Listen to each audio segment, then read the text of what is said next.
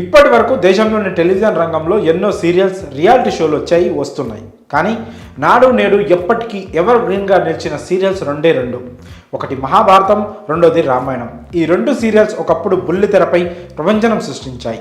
Ramayanam, Mahabharatam serials వస్తున్నాయంటే చాలు, చిన్న పెద్ద అనే తేడా లేకుండా ప్రతి ఒక్కరూ టీవీ ముందు కూర్చొని చూసేవారు. ఈ సీరియల్స్లో నటించిన ప్రతి ఒక్కరూ తర్వాత సినీ, ఇతర సీరియల్స్లో నటిస్తూ మంచి పేరు సంపాదించుకున్నారు.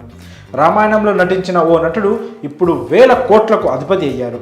ఇంతకు ఆ నటుడు ఎవరు, ఎలా అన్ని కోట్లకు అధిపతి అయ్యాడు అనే విషయాల గురించి ఇప్పుడు తెలుసుకుందాం. వివరాల్లోకి వెళ్తే 1983లో దూరదర్శన్లో ప్రసారమైన రామాయణం సీరియల్లో కోట్ల మంది ప్రజల్లో హృదయాల్లో చిరస్థాయిగా నిలిచిపోయింది.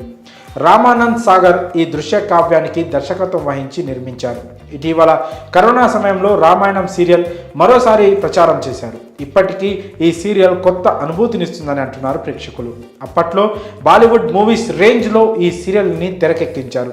ఆ సమయంలోనే అద్భుతమైన టెక్నాలజీ వాడారు. ఈ సీరియల్లో నటించిన ప్రతి ఒక్కరి పాత్ర ప్రేక్షకుల హృదయాల్లో నిలిచిపోయింది. రాముడి పాత్రలో అరుణ్ గోవిల్, సీత పాత్రలో దీపికా చికాలియా నటించింది. రామాయణం తర్వాత ఉత్తర రామాయణం కూడా టీవీలో ప్రసారమైంది. ఈ సీరియల్ లవ కుశ కథ నేపథ్యంలో సాగుతుంది.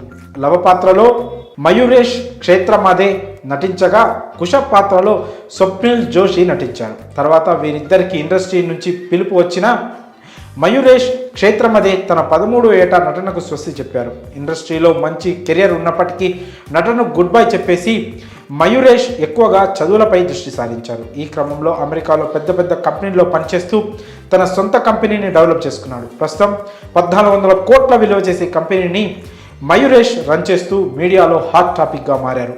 తన కుటుంబంతో సహా అమెరికాకు వెళ్ళి అక్కడే స్థిరపడ్డారు. 2003లో ప్రపంచ బ్యాంకులో పరిశోధకుడిగా తన కెరియర్ ప్రారంభించి పలు సంస్థల్లో పనిచేస్తూ ఒక్కో మెట్టు ఎదుగుతూ వచ్చారు. 2016లో ప్రపంచంలోని అతిపెద్ద మార్కెటింగ్ ప్లాట్ఫామ్ కమిషన్ జంక్షన్లో అడుగుపెట్టి 2019 నాటికి తన సొంత కంపెనీకి సీఈఓగా ఎదిగారు. ఈ కంపెనీ ఆదాయం $170 మిలియన్ అంటే మన కరెన్సీలో అక్షరాల 1400 కోట్లు. ఓవైపు సీఈఓగా కొనసాగుతూ పలు పుస్తకాలు రచిస్తున్నారు. ఇటీవల మయూరేష్ స్పైట్ అండ్ డెవలప్మెంట్ అనే పుస్తకాన్ని రాశారు. రామాయణం సీరియల్లో ఒక పాత్రలో నటించి ఇప్పుడు కోట్లకి అధిపతిగా ఎదిగాడంటే అందుకు